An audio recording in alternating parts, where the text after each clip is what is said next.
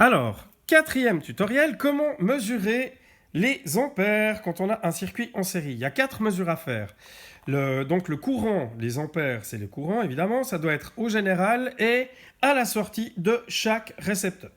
Alors c'est assez simple, comme d'habitude, on se met sur ampères et on met ici sur com.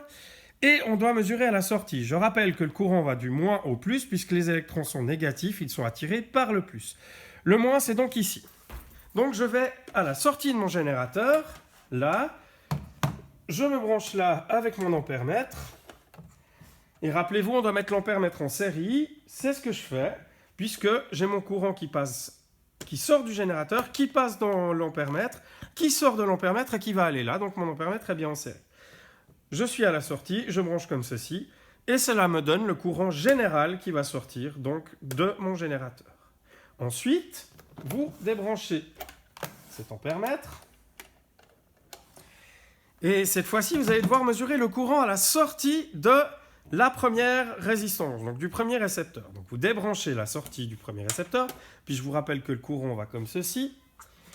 Vous vous mettez là, et vous allez placer votre ampèremètre comme si c'était une 4e résistance en fait.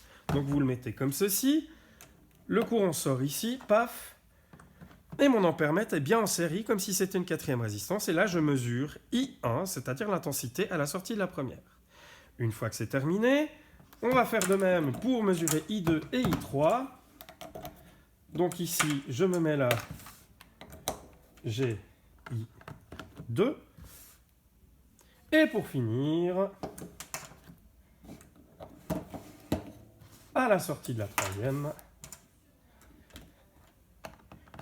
et j'ai I3.